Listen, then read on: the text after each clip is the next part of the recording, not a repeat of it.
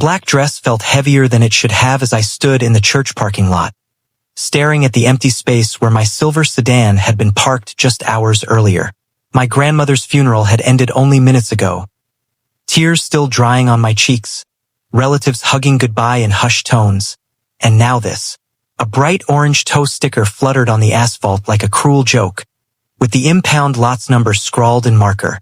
My car, towed during the service for my own flesh and blood. Who does that? I called the number immediately, heart pounding. The dispatcher was casual, almost bored. Yeah, it was reported as parked in a guest spot too long. HOA called it in. HOA, of course. In our gated community of manicured lawns and identical beige houses. The Homeowners Association ruled like petty kings. And the queen of it all was Margaret Ellis. Everyone called her Marge, but behind her back, she was HOA Karen incarnate. Clipboard in hand, visor perched on her bleached bob, always patrolling for infractions. A trash bin left out 5 minutes past collection. Holiday lights up one day early, or God forbid, a car in the wrong spot. I'd parked in the guest area because the driveway was full of family arrivals. Grandma had lived here for 30 years. Her house was packed with mourners spilling over. No one thought twice about it. But Marge did.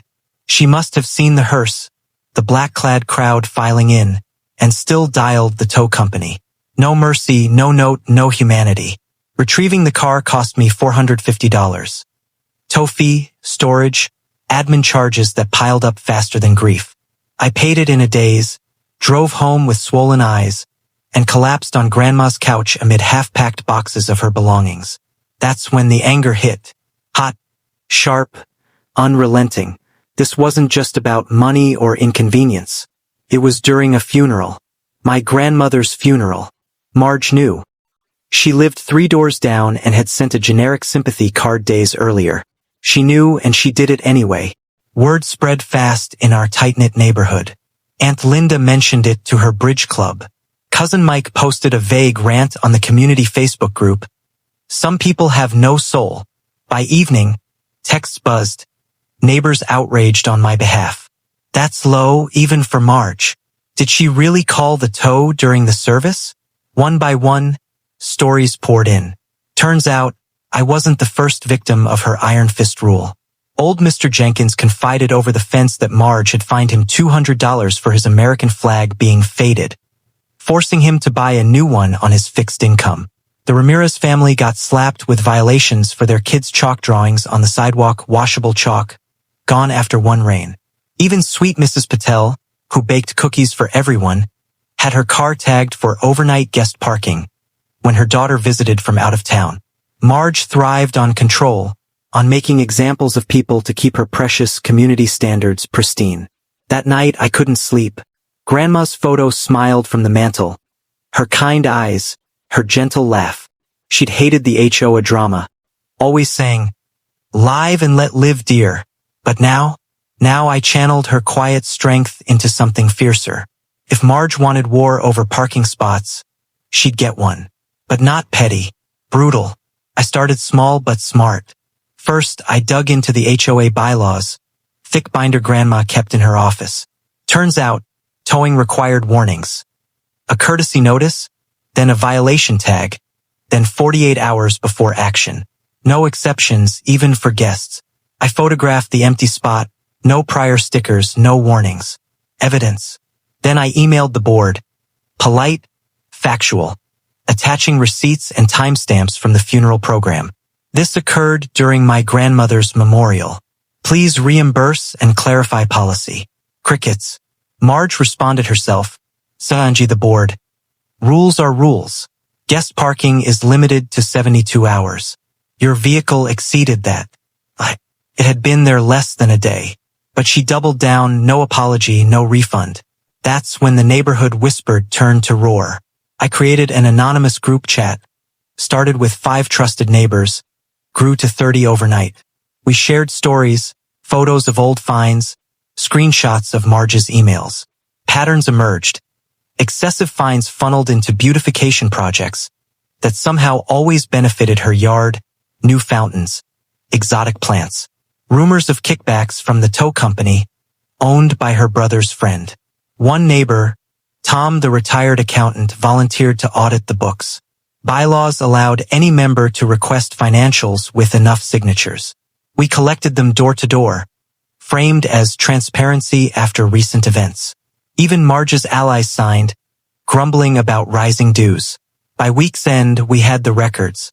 Tom's eyes widened over coffee at my kitchen table. She's been skimming. Not huge amounts, but padding expenses, fake invoices for landscaping her property, overcharging for pool maintenance that never happened. Thousands over years. Proof. Solid, damning proof. But we didn't rush. Revenge needs timing. The annual HOA meeting loomed, election time for board positions. Marge had been president unchallenged for a decade, ruling by fear. This year, we organized. I nominated Tom for president, myself for treasurer, a slate of reasonable folks for the rest. We campaigned quietly, flyers in mailboxes highlighting fair enforcement, financial transparency, compassion in tough times, subtle nods to the funeral tow without naming names. Marge panicked. She sent blast emails warning of dissidents undermining community values, held emergency town halls, where she ranted about declining property values if rules softened. But attendance swelled with our people. Meeting night, the clubhouse packed. Over 100 residents. Tense air thick with anticipation. Marge banged her gavel, face flushed under the fluorescent lights. Nominations flew. Then the vote. It wasn't close. Tom won presidency 78-32. Our entire slate swept in. Marge sat stunned, mouth opening and closing like a fish. But the backlash? Oh, it was just starting. New board's first act. Full audit. Independent accountant hired. Findings presented at emergency session. Marge's embezzlement confirmed. $18,000 misappropriated. Police involved. She lawyered up, claimed accounting errors. But records didn't lie. While that brewed, we rewrote towing policies. Mandatory warnings, board approval for tows during events like funerals, bereavement exceptions. And reimbursement? I got my $450 back, plus apology letter signed by the board.